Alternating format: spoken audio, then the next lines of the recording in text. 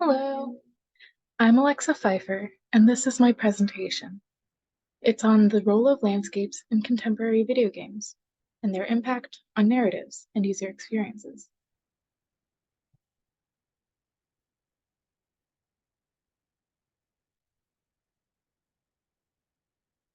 I will talk about the unique features of video games, from being interactive to being able to explore to being able to be manipulated.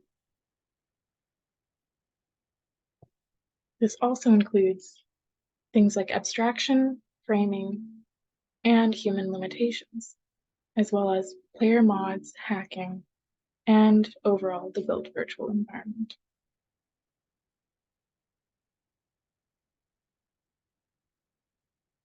So overall, this is essentially level design, the definition of which is how the settings, spaces, and the environment of a video game is built. It's a spectrum from making the environment seem believable to the visual and the emotional side. So on one end, you have more of the engineered layout, the blockout programming. And on the other side, you have more of the modeling, the conceptual art, texturing, and the lighting. But all in all, this is level design. And there are 3 levels of it. It goes from broad to specific. There's world building, which is the general planning of the world, from laws to rules to civilizations. Then there's place and room design, which is more of the architecture and the layout of the specific places. And then finally, there is details and set design. These are vignettes that help tell the narrative. I'm going to explain this to you in terms of Bioshock. In Bioshock, in the world building, it's overall in a failed underwater utopia. It was basically created for high society, and it had all these ideals that ultimately something went wrong, and you're there to figure it out. Then there's place or room design, which looks at the overall layout of the areas, and this can showcase the architectural styles and how the world functions. The layouts and places aren't necessarily buildable, but they are believable. As you can see on the map, there's a lot of angles and different crevices and tunnels, and a map like that in real life probably wouldn't have as much of those things. But as the players goes through them, you can totally convince your mind that there would be 3 arches and plenty of columns to support the weight of all these different places. In Bioshock, you can see that there's a lot of Art Deco architecture, and this goes with the society that was in this utopia.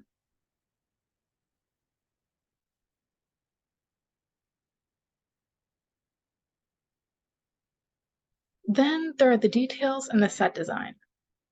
And so these are vignettes that help tell the narrative. They decorate the landscape and they make it feel lived in. And they usually tell the player what really happened through clues and active participation in the landscape. This can include text like item descriptions and sounds like audio diaries found or conversations between non-player characters. To the left, you can understand that this utopia probably failed on New Year's Eve, and to the right, you can infer that the society was concerned with safety and perfection. Ultimately, something went wrong though. The ability for exploration and user interaction with the landscape in video games gives the setting a unique role as opposed to many other genres of art. Different genres tend towards different types of landscapes, from cluttered spaces of investigative games like Life is Strange, to fantastical puzzles to solve in others, like Breath of the Wild. The player determines their own experience, but this is ultimately crafted by the game developers. In the upper corner, you can see how the developers have to understand what the player will be doing in the environment to craft what's around them. In God of War, will they use trees and stumps to block the attacks? Or do they need open woods to shoot arrows at enemies?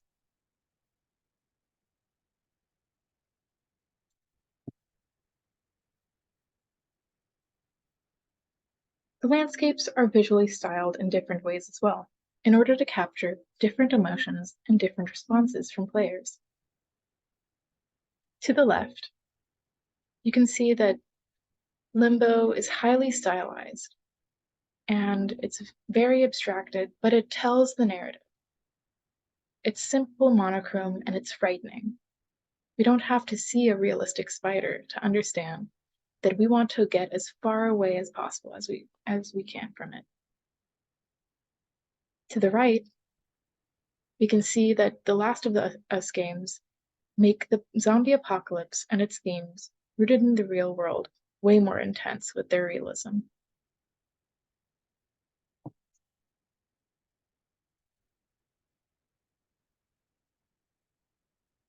This is similar to how different artworks are in different art styles and movements. For example, we can see that the bright colors and the abstracted shapes in Wind Waker are very similar and evoke a comparison to Japanese prints, like the Great Wave of Kanagawa.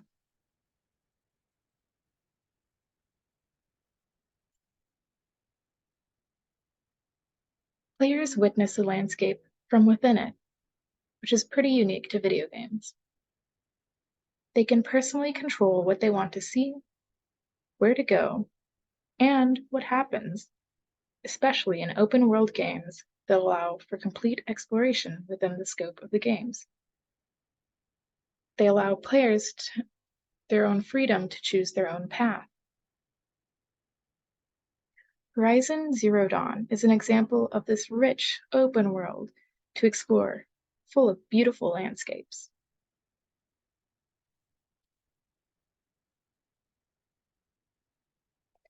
Like other games of this type, players can decide to pursue different goals and investigate different narratives.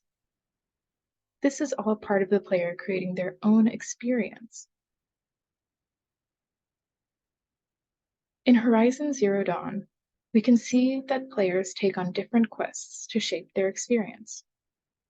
For example, we can see that Aloy, or the player playing as Aloy, is trying to find different ancient artifacts. They don't have to do that, but that's what this player is deciding to do.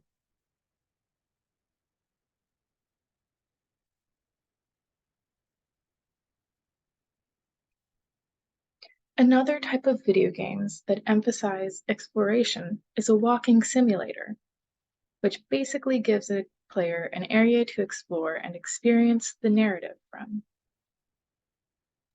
In this type of video game, notes and details are crucial to showing what happened. For example, Gone Home is absolutely a wonderful example of this. You are a girl, and you must learn where her family went, but you're basically exploring her family's home after she's been abroad for an entire year. There's a lot of little details, and you really have to rifle through the family's things in order to craft your own narrative and understand what's going on. It makes things a little bit more ambiguous too.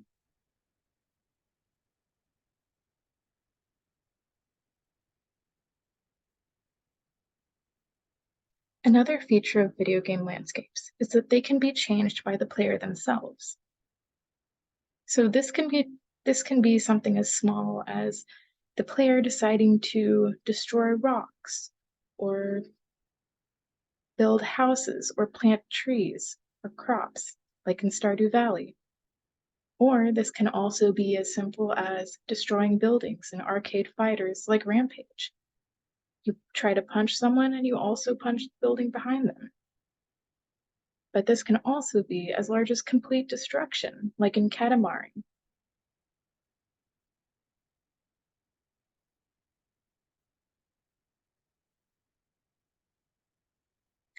Landscapes in video games may also be manipulated to the point of extreme. In sandbox games like Minecraft, players can annihilate and recreate a landscape as they please.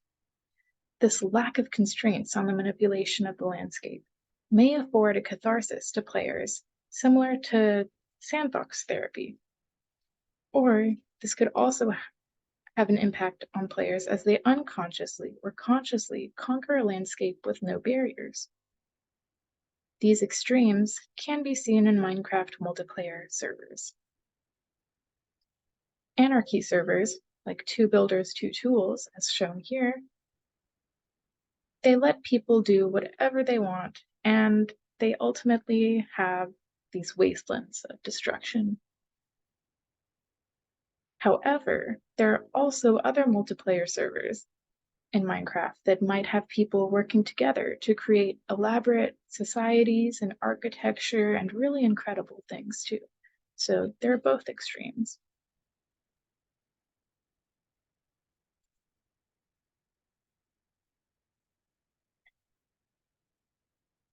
This amount of manipulation on the landscape can reflect our own societal attitudes towards the landscape.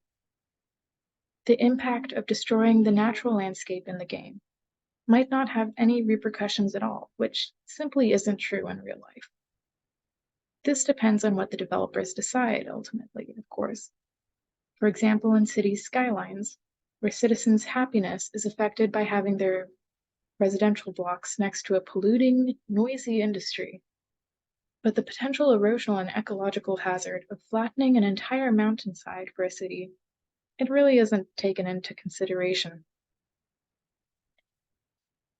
Interestingly enough, like in real life, the cities have suburban sprawl, but the game developers have stated that instead of having surface parking throughout the cities, they had to make parking lots underground because parking lots didn't look too good to players.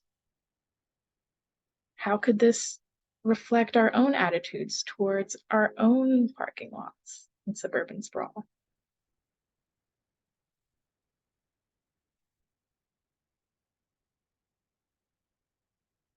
Like in other visual mediums, like film and art, there are design decisions being made of how to frame scenes using the landscape, since the player sees it through a computer screen.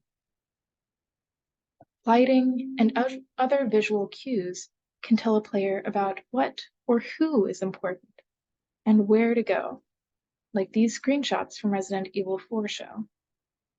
In the top, you can see that this this character walking towards you is obviously important. This is framed by the Gothic arches of the architecture.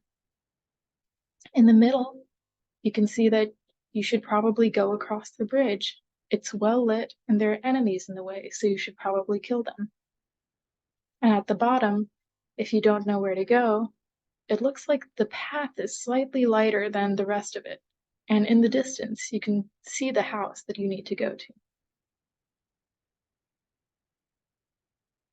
And this can also use the rule of thirds, similar to film and other visual media. Ambiance, depth, and more. So the characters of other visual mediums translate very well into video games. For example, we can see the wide open, bright blue sea of Wind Waker contrasts with the foggy, creepy, and mysterious city of Silent Hill. If these were paintings, they would evoke similar emotions. Would you rather explore the ocean or the foggy town? What kind of emotions are evoked by these different landscapes?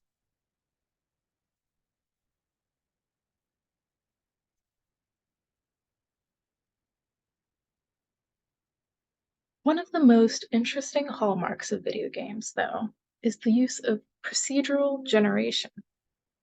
This is the creation of data by computers.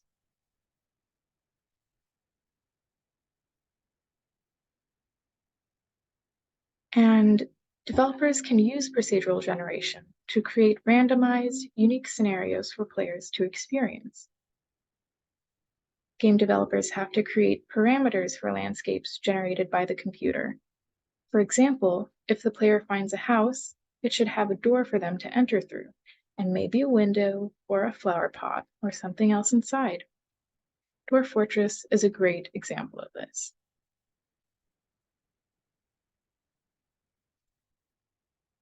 So, Dwarf Fortress.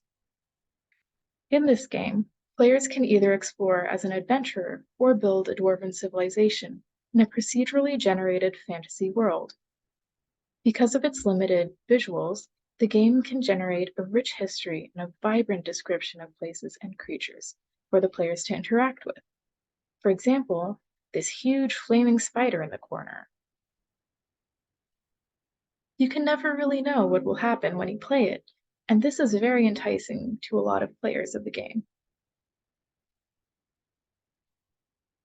It's like opening a novel and not knowing what the next page will have, except it's different every single time. Mods and hacks. Where options for visualizing or experiencing the landscape get limited, dedicated players may also hack their game, or mod or modify it, blending the line of the player and the developer, and creating a unique experience of exposing and becoming the man behind the curtain, as the saying goes. This might be used for humor, like replacing all of the paintings in Fallout 4 with Nicolas Cage's face, or for creating their own narratives, like through the Lord of the Rings mod in Minecraft that allows players to explore Middle-earth. Additionally, you can see that someone has also used this to create realistic terrain for Minecraft, which is very interesting.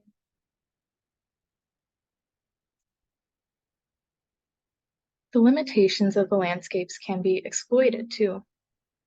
Players in speedruns or other shenanigans infamously manipulate the physics of the world or somehow break out of the limits of the world. Famously in games like Super Mario Sunshine and Legend of Zelda: Breath of the Wild. Breaking the game like this, which is finding a loophole or a strategy that allows the player to play the game differently than expected, distorts the intended player experience. So, these actions are usually met with a developer fixing them up. These are usually fixes called patches. However, certain players seek the thrill of getting into this unknown. In this quick video, we can see how a player exploits the physics of Breath of the Wild to destroy enemies in a fun way.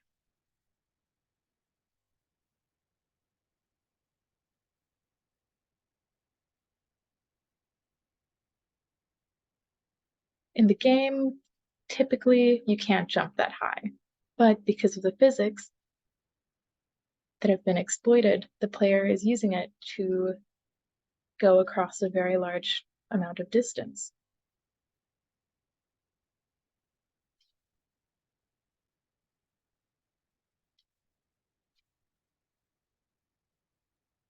And then at the very end, the player does a cool shot at an enemy with an arrow from very high. Overall, this is just a fun user experience.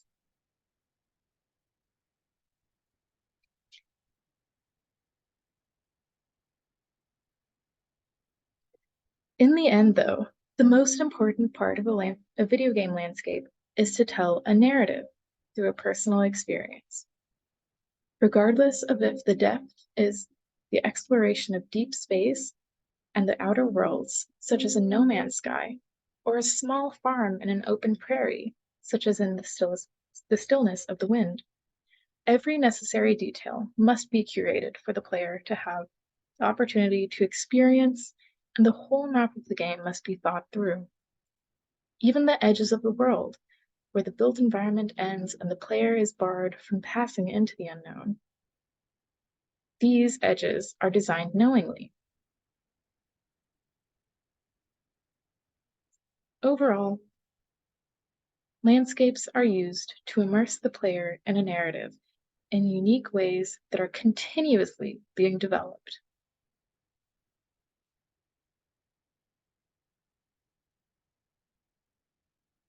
Here's some recommended reading and investigation. So I highly recommend the Video Game Atlas if you're interested in any of this. It has a lot of cool diagrams. There's also a free book in here called Virtual Landscapes, and that was published a while ago, a decade ago, so it's a little outdated, but it still has a lot of great examples. There's also a level design book. There's a YouTube video about how level design tells a story. And there's also a landscape game article that's really interesting.